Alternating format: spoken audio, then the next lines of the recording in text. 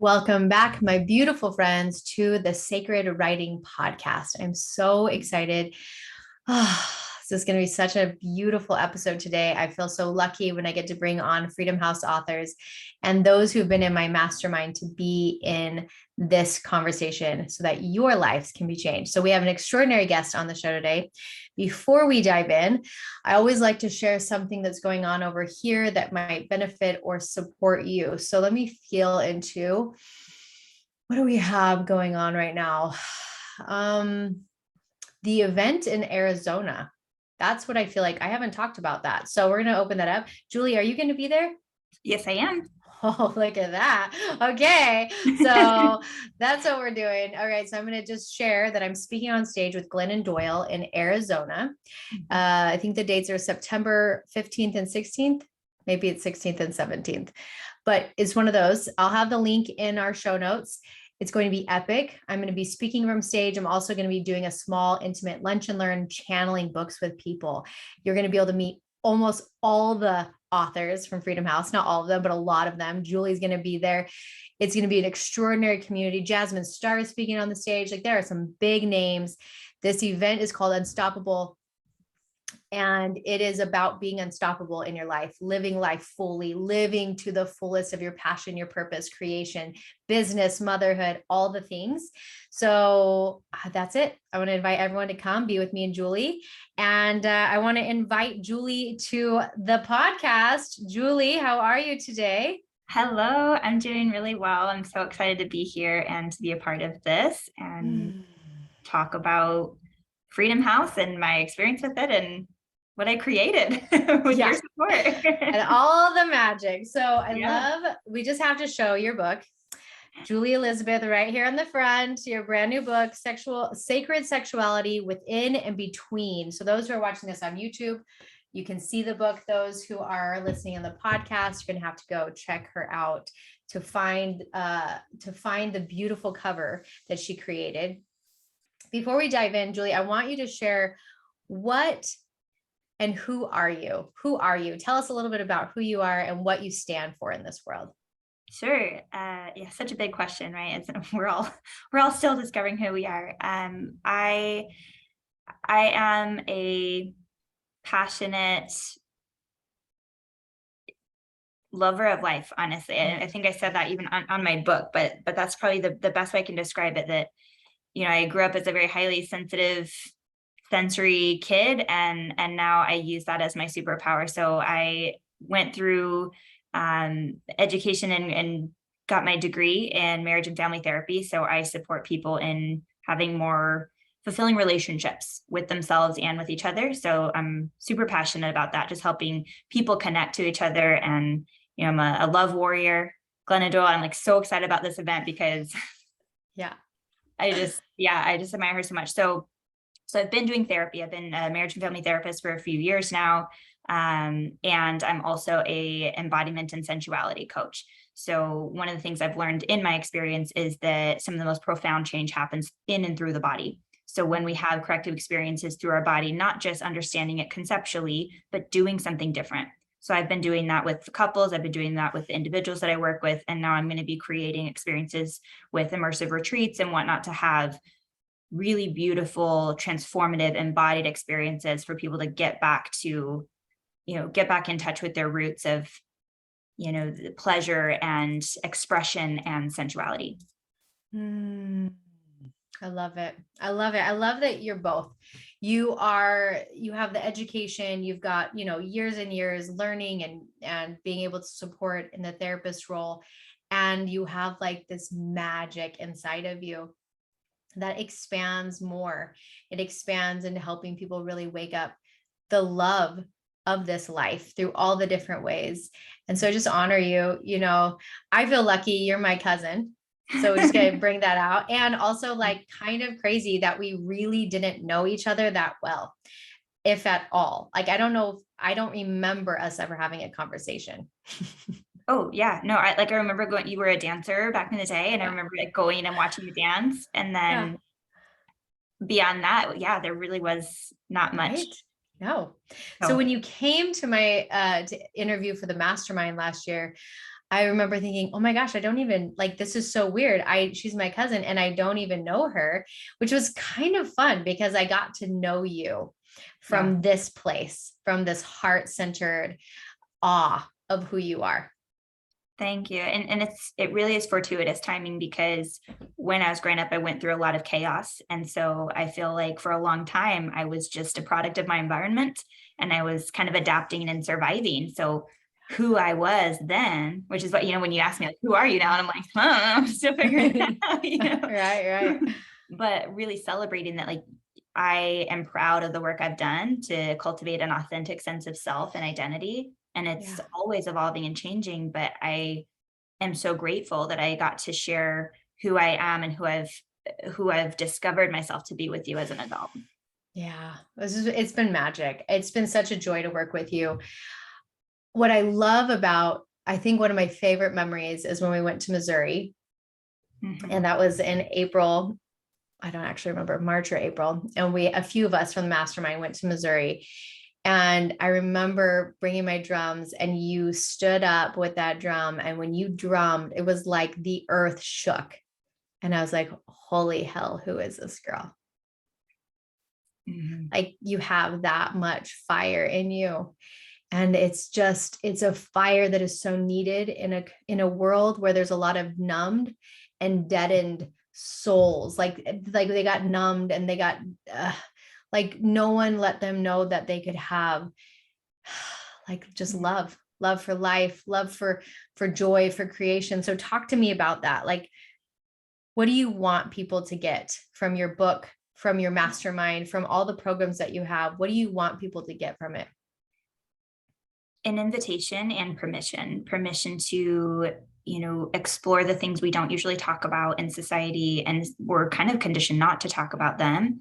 And things have been numbed out or shut down or shamed. And so the biggest thing is just permission of, hey, here's all my vulnerable stuff. And, hopefully it makes you feel a little bit safer acknowledging those parts and exploring that within you. And I remember that Missouri trip and it was so powerful, but the mastermind and retreats like that, I think the magic really is in having a sense of community and safety.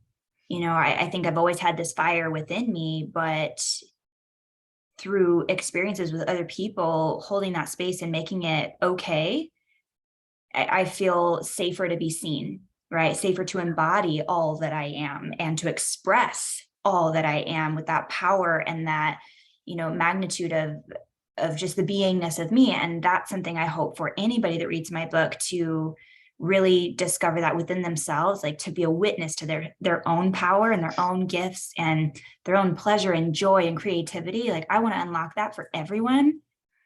And I also want to be a part of creating those containers, like I got to experience at Missouri or in this mastermind where we get to have these conversations. Like one of those evenings, I remember all of us, stayed up way too late.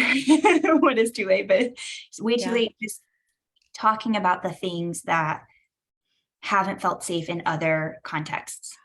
Yeah. And so, yeah, that I think permission to have these conversations with yourself, with your journal, or with your friends, whoever is safe to be that vulnerable with. That's my biggest hope. I love that. Safety is like top priority for me, right? Which is why my masterminds, people have to interview to get in. And I'm always cultivating the safest container for everybody who's in there, because I know, just like you said, when you have a safe container and you get to share all of you, then it changes the brain patterns inside of your mind where you then can go out and be that in front of other people because you first were received in a small place, right? Yes. Yes. And that's what I love. Your book takes people on your journey, takes them on how they can create their journey. And you create that safety with them first. You show them, hey, like, this is okay. It's okay to have these conversations. It's okay to look here. It's okay to move here. Mhm. And then I love that you're now opening it up to retreats and a mastermind of your own that you're leading so that you can cultivate that for those who read your book, for those who want to go dive deeper with you. Yeah. There's a safe place for them to do that first. And then they get to move it out into all the places of their life. It's Yeah. brilliant. Yeah. Thank you. Mm.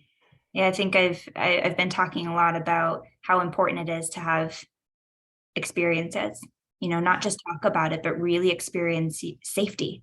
What does safety feel like, and how can we create it? And if you're a part of a mastermind, or if you join, like, how can we create it together and with each other? And we're so much more powerful when we work together like that. So just the ability to experience that being received in that way and experience that safety, but also, sometimes for the first time, expression, which can be so vulnerable. It's like, here's the safety and here's the invitation, but how empowering and beautiful is it to be able to express self? Yeah. Yeah. Like, that's what it's all about. And sexuality is part of that, right? Like, Yeah. it's about the whole thing. And Yeah. sexuality is just such a powerful, potent part that has gotten shut down. And I think that's where I want you to go deeper, wherever you feel guided to go. Cause I feel like let's go where the listener, this is going to impact them. So let's say if no one ever reads the book or joins your mastermind or goes to a retreat with you, I want them to leave today, maybe with a tool or something that they can just begin using to wake up. And I love that you call it sacred sexuality, within and between, because it is that. And it's also like so much more, right? Like, it's like you wake up that piece, you now wake up all your fire, right? So why don't you talk about that a little bit? Yeah. So where to begin? A few different things. Like, the first thing that came to mind, you said wherever you feel led to go, is really bringing back the innocence of pleasure. We use a word like sexuality, and there's so many things that have been socialized into us that we associate with that. And there's a lot of shame around that, or a lot of taboo. We're not supposed to go there. But a safer word for many people is sensuality. Mm. And there is an innocence about sensual pleasure, even things as simple as stepping outside and feeling the sun on your skin, or taking a full breath and just feeling the pleasure of that. Right. And being present, or, witnessing a flower, or walking next to a stream. Like, there's all of these different ways that we can actually play with our senses that is just a gift of being alive. And we can really expand that experience into pleasure, right? And bring back the innocence of life is pleasurable, and it's allowed to be pleasurable. And there's nothing wrong or dirty about that. But with some of these associations with sexuality, it's like this gets so shut down, and we learn a shame response. And so if we just kind of go back to the basics in the beginning of, let's remember that pleasure is part of our design, and that it's so beautiful. It's a gift of being alive. And that's where I really like to start with people first, is just an exploration and discovery on what they find pleasurable in their own body, because it can be a unique experience too. Some of those things I just mentioned are really common, but there are also these nuances that each person can say, this is my favorite thing. This is my favorite sensation, right? Music speaks to me so much, or food, or color, or, movement, like whatever it is that makes you feel the most alive and pleasurable. That's what I want to wake up more, because there's wisdom in that joy, right? And then the other key component is connecting the dots. So starting with pleasure as a purpose, like that is the destination, that is the beauty of it. It's just sensuality and pleasure, but then really acknowledging that sensuality and sexuality are on the same spectrum. Mm. And that might seem simple, but when we really sit with that, it's actually quite profound to recognize these kinds of pleasure are just part of our design and part of the ways our bodies are built. And it can be so beautiful, and a celebration of life, a celebration of self, and a way of embodying this life experience in such a powerful way. And so when we can start from the ground up and rebuild our own experience in our body, and really redefine what we believe, instead of what we were taught to believe, like, what do I really believe about this? And, when I say sacred sexuality, I see it as an embodied prayer. or a sense of embodying the truth of who I am as a spiritual being in a body. And how can that be a sacred experience? This whole spectrum of sensuality through sexuality, that all of it can be a sacred experience.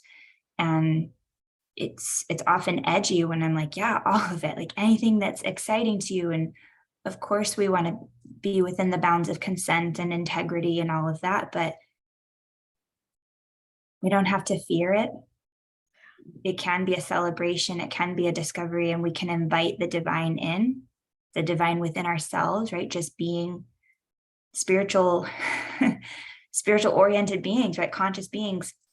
And we can invite the divine in of teach me, how can I have a new experience and a new learning experience by being open and asking for clarity, asking for guidance, asking for pleasure, asking for support, healing,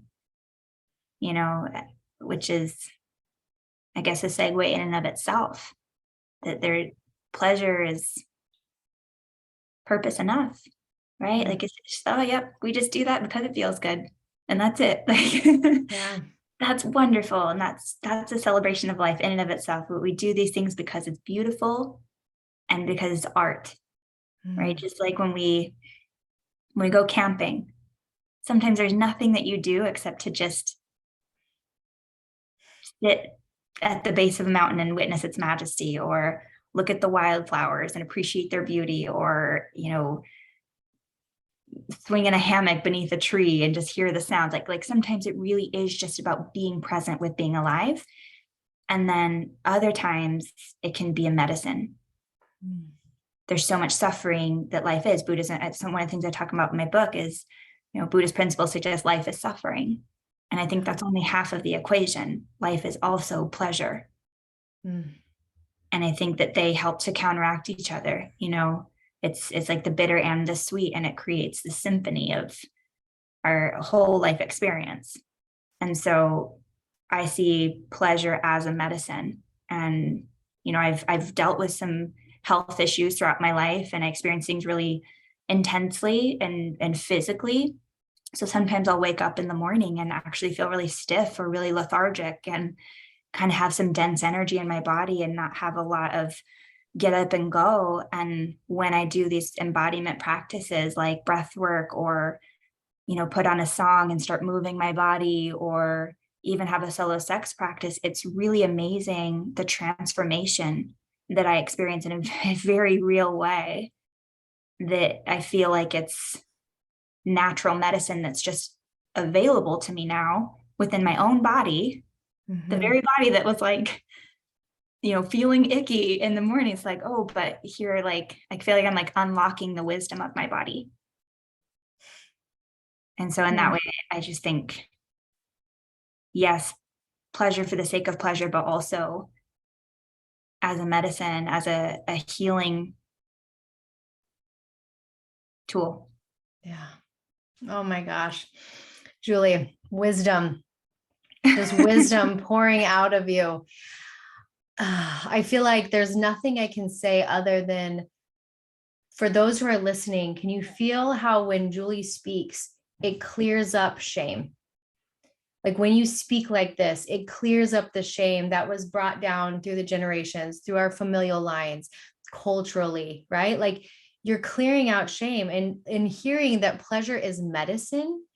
Oh, you gotta take that sentence, and that you gotta run with that, because that right there, Julie, if more people knew that pleasure was medicine, people would live much happier lives. But because the word pleasure got tainted with some sort of shame, people feel like suffering is the only way to live life the right way. And you've walked through hard paths. This hasn't been, you haven't walked through every easy life, and you're not saying, wow, I've just had pleasure my whole life. Like you've had hard things happen. Yeah. And it's just like what you were saying, like you can't have the dark without the light. If we had no moon, like what would the sun mean to us? It would mean nothing. If we had no winter, what would the summer mean? Right? Like it would just always be summer.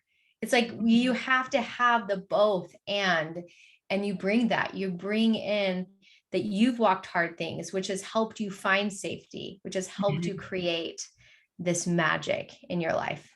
Yeah, I'd love to speak on that if I can. Yeah.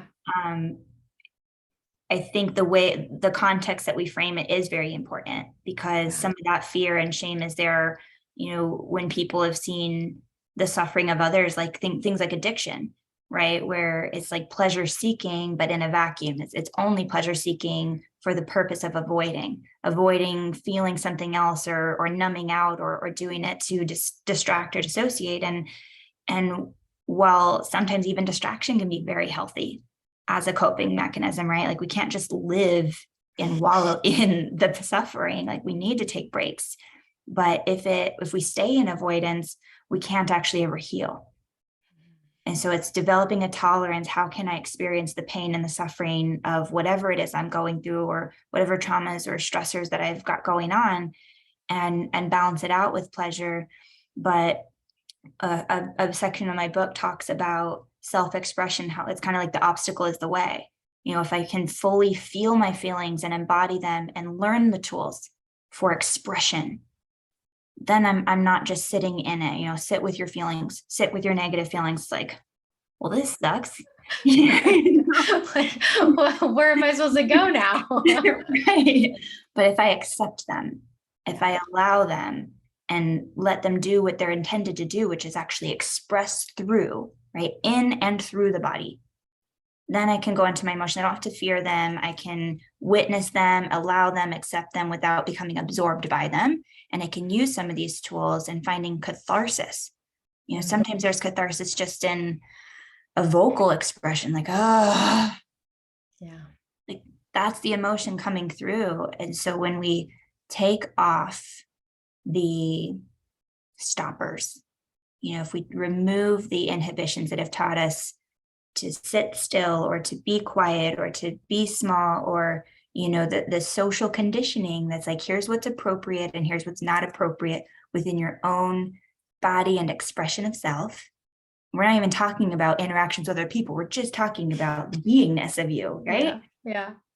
We can take off some of those things and just say, I'm going to give myself permission to feel what I feel, express it, embody it, move through it. Not in a metaphorical way, but kind of a literal way. I'm going to move through my emotions. Yeah. I can't tell you how many times, again, I start feeling pretty shitty. Yeah.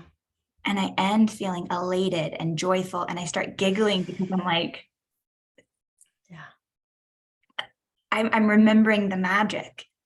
So I just wanted to speak on that piece, though, to really clarify what it means to have pleasure as a medicine and as a tool for transmuting the pain back into pleasure, instead of just seeking out pleasure as a numbing agent. I love that. I wish I knew this word. It's in Napoleon Hill's book, and he talks about, I think he calls it sex transmutation. Have you heard of this? Yeah. I've heard not the book. Yeah. So, you got to read the book. Best book ever. And he was writing this like 1940, 1930, so early. And he talks about how to activate this transmutation of like this orgasmic energy in your body. And I think that's what you really bring it to the table in nowadays for women. And really this is for men and women, but you're really helping women realize like, there's some energy here. There's some fire here that you can activate for creation. So I love what you're doing. I feel, everyone on here, like we all know that like you're a rising star. Like every person who's listening is like, holy, how have I never heard from her before? Like it's a topic that most will not take on, right? And you fearlessly have put 2 feet in, poured your heart into this book. It was such an honor to watch you write this book. Like when you wrote it, it was just magic. And I watched you dance with this book, and I watched you breathe with this book. And this book is an expression of who you are at the fullest. Thank you so much.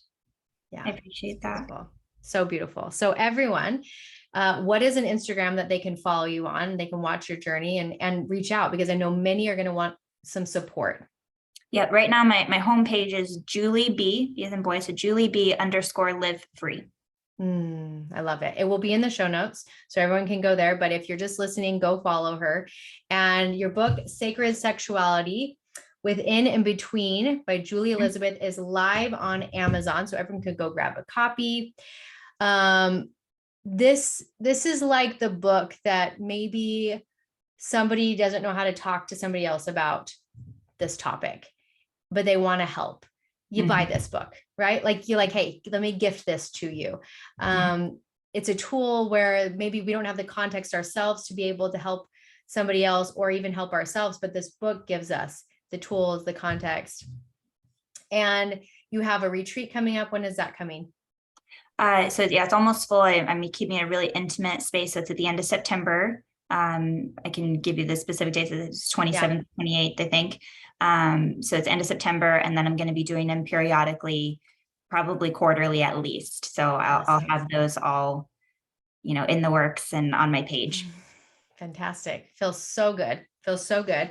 And you've got a mastermind that you'll be opening up. So everybody follow Julie, follow this work.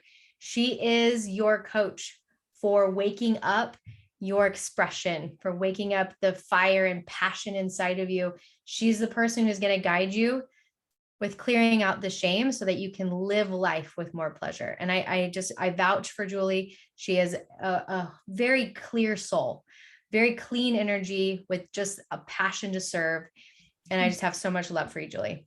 Thank you so much. I love you so much too. I'm so grateful to be here and to know you and be in this community together. So thanks everyone for listening. Yes. So I love, as we drop to the end here, if you want to go into your heart, and if there's a message that you could share with our listeners today, what would that message be?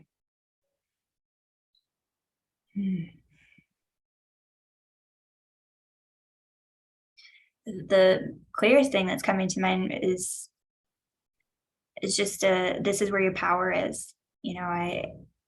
I wanted to share why I said within and between is because it starts with you, and that every aspect of your life shifts when you shift. And so if anyone is in a situation where they feel powerless in their circumstances, when you go within and you find your power and you find the places that can transform, you really do have everything you need inside of you. And it really is miraculous to see how your relationships will change, your professional work will change, your day-to-day experience will change, your relationship with the divine will change when you shift this relationship to self. So that's why I started with within and between, because it all starts with you and you have what it takes. So, reach out, check out this book. If you love it, awesome. If you hate it, I'd love to hear about that even. What were your triggers? What were the things? I wanted to be a conversation starter, but yeah, it's all within you. Thank you, Julie. Thank you. Thank you for writing this book. Thank you for bringing your work to the world. Thank you. And as we end, what is my message? Let me feel into this. My message is that it is completely and totally okay to live life fully. It is totally okay to push back the boundaries and the bridled belief systems that have held you tight. Because when you untie them, the freedom and liberation that will raise up through your soul will excite you and bring you so much joy. With that, my friends, I will see you next week on the Sacred Writing Podcast.